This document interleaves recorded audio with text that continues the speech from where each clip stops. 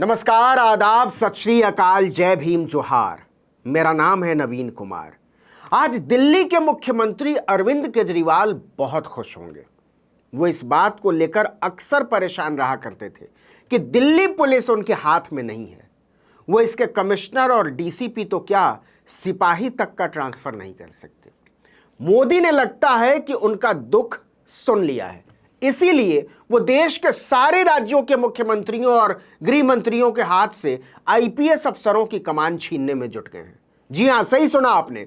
IPS अफसरों को केंद्र की कठपुतली बनाने की तैयारी में है मोदी सरकार। मतलब राज्यों की चुनी हुई सरकारें पुलिस तंत्र को अपने हिसाब से नहीं चला सकेंगी। वो अमित शाह के इशारे पर चलेंगे। समझिए कैसे। दरअसल मोदी सरकार चाइना से नफरत का चाहे जितना ढोंग करे, पर असलियत में वो चाइना से बहुत इंस्पायर है। इसलिए उसे भारत की विकेंद्रीकृत शासन प्रणाली से बहुत दिक्कत होती है।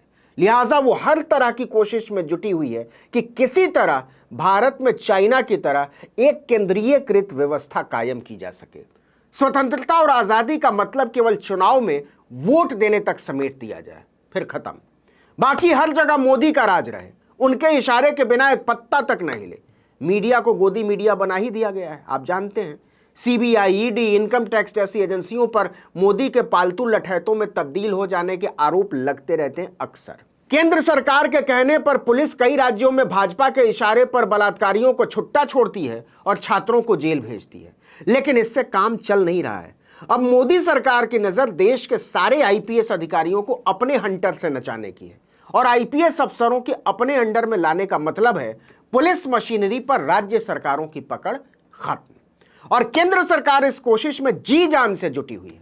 12 सितंबर को अमित शाह के गृह मंत्रालय ने सभी राज्यों के मुख्य सचिवों को एक चिट्ठी लिखी है। इस चिट्ठी में आदेशात्मक लहजे में लिखा गया है कि राज्य में आईपीएस अफसरों को तरक्की देने, उन्हें महत्वपूर्ण पदों पर नियुक्त करने या उनका तबादला करने में केंद्रीय गृह मंत्रालय की मंजूरी जरूर ली जाए, और अगर वो ऐसा नहीं करते हैं तो पोस्टिंग रद्द होने का जोखिम उठाने के लिए तैयार हैं।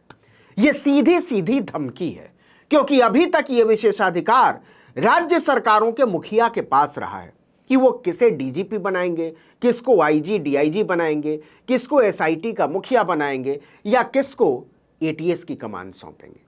आमतौर पर मुख्यमंत्री की मंजूरी इसमें अंतिम मानी जाती है, लेकिन अब मोदी सरकार ऐसा नहीं करने देना चाहती है। वो मुख्यमंत्रियों के अधिकार छीनकर पूरे भारत के सारे वरिष्ठ आईपीएस अफसरों को अपने हिसाब से नचाना चाहती है।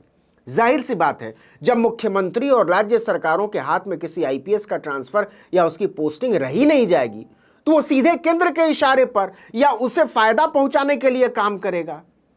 देखिए कि पिछले 8 महीनों के अंदर इस तरह की ये तीसरी चिट्ठी भेजी गई है। गृह मंत्रालय ने अब राज्यों के लिए किसी भी वरिष्ठ आईपीएस अधिकारी की तरक्की, नियुक्ति या तबादले से पहले केंद्र सरकार की मंजूरी को अनिवार्य कर दिया है। अगर ऐसा नहीं किया जाता है तो केंद्र सरकार पोस्टिंग रद्द कर सकती है। 12 सितंबर को भेजे गए गृह मंत्रालय की चिट्ठी में बताया गया है कि सिलेक्शन ग्रेड और इससे ऊपर नियुक्ति रिक्तियों की उपलब्धता पर निर्भर करेगी। इसलिए आइंदे से इसके बारे में केंद्र सरकार से पूछकर फैसला कीजिएगा कि किस ग्रेड में नियुक्ति की जा सकती है। बिना पूर्व अनुमति के ऐसे किसी भी नियुक्ति को केंद्र सरकार कभी भी रद्द कर सकती है। गृह मंत्रालय ने साफ साफ लिखा है कि राज्य सरकारें 15 नवंबर से पहले तक अपने प्रस्ताव भेज दें कि वो किस अधिकारी को कहां तैनात करना चाहती है। इसके पहले अप्रैल में गृह मंत्रालय ने भेजी अपनी चिट्ठी में लिखा था कि राज्य के ऐसे आईपीएस अधिकारी जिन्होंने केंद्र में प्रतिनियुक्ति पर एसपी या डीआईजी के तौर पर काम नहीं किया है, उन्हें केंद्रीय एजेंसियों में वरिष्ठ पदों पर नियुक्ति से रोका जा सकता है। इसके पीछे दलील यह दी गई थी कि केंद्रीय एजेंसियों में एसपी और डीआईजी के बेहिसाब पद खाली पड़े हैं, लेकिन केंद्र सरकार इन पदों पर जिन अफसरों को तैनात करना चाहती है उन्हें राज्य सरकारें छोड़ने को तैयार नहीं है। इसलिए अब सभी वरिष्ठ आईपीएस अधिकारियों की नियुक्ति या तरक्की में केंद्र सरकार की मंजूरी को जरूरी बनाना पड़ रहा है। गृह मंत्रालय की इन चिट्ठियों से भाजपा शासित प्रदेशों की सरकारों को तो कोई दिक्कत नहीं है, लेकिन जिन राज्यों में केंद्र के विपक्षी दलों की सरकारें हैं उनकी नजरें टेढ़ी हो गई हैं। वहीं कई आईपीएस अधिकारियों ने नाम न बताने की शर्त पर कहा कि केंद्र सरकार का नया आदेश सीधे सीधे राज्यों के प्रशासनिक कामकाज में दखल है। एक गैर बीजेपी राज्य के डीजीपी ने कहा कि अगर राज्य सरकारें अपनी मर्जी से ये तक तय नहीं कर सकती कि अपने अधिकारियों को कहां तैनात करना है, कब तरक्की देनी है या क्या काम लेना है उनसे, और इसमें केंद्र सरकार अड़ंगा लगाने लगे तो सारी व्यवस्था हिल जाएगी, रोज टकराव होंगे।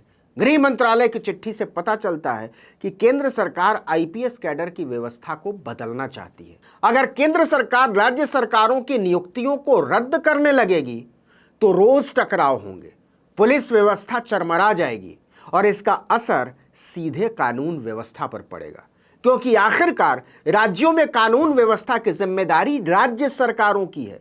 यह अधिकार राज्य सरकारों को संविधान से मिला है। आपको याद दिला दें कि मोदी सरकार जब से सत्ता में आई है तभी से अधिकारियों पर अपना काबू करने की कोशिश करती रही है। ऐसी ही एक आदेशात्मक चिट्ठी आईएएस अधिकारियों के लिए भी 2015 में भेजी गई थी, लेकिन इसमें नियुक्ति रद्द करने का प्रावधान नहीं था। आईपीएस अधिकारियों के लिए भेजी गई चिट्ठी में मोदी सरकार ने उनकी पोस्टिंग रद्द करने की बात की है, जो सीधे सीधे राज्यों से टकराव लेने जैसा है। लेकिन सवाल है कि क्या राज्य सरकारें इस पर चुप बैठेंगी, क्योंकि भाजपा शासित राज्यों के मुख्यमंत्री भी क्या इस बात को बर्दाश्त करेंगे कि उनके राज्य में पुलिस अधिकारियों की नियुक्ति और तबादले का अधिकार उनसे छीन लिया जाए? क्या योगी आदित्यनाथ इसे बर्दाश्त करेंगे कि किसी आईजी डीआईजी को बदलने से पहले उन्हें अमित शाह से पूछना पड़े, मंजूरी लेनी पड़े? फिर नीतीश कुमार, जगन मोहन रेड्डी या अशोक गहलोत जैसे बड़े नेता इसे कैसे मंजूर करेंगे? कैबिनेट सचिवालय में विशेष सचिव के पद से रिटायर हुए आईपीएस अधिकारी व पल्ला बालचंद्रन ने कहा कि गृह मंत्रालय का प्रस्ताव अभूतपूर्व और आपत्तिजनक है, राज्यों को इसका विरोध करना चाहिए। वहीं कुछ आईएएस और आईपीएस अधिकारियों का कहना है कि इस कदम से नियुक्तियों में अधिक अनुशासन लाने में मदद मिल सकती है। जो भी हो, लेकिन इस जल्दबाजी से एक बात तो साफ होती ही है कि मोदी पूरे देश की व्यवस्था को दिल्ली से चलाना चाहते हैं, देश की चुनी हुई राज्य सरकारों को भी, चाहे वो किसी भी दल की हो। मजाक की बात यह है कि जब मोदी गुजरात के मुख्यमंत्री हुआ करते थे तो वो इसी केंद्रीकृत व्यवस्था का विरोध किया करते थे और कहते थे कि राज्य सरकारों को कठपुतली की तरह नहीं नचाया जाना चाहिए। लेकिन वो खुद प्रधानमंत्री बनने के बाद इसी की फिराक में लगे नजर आते हैं।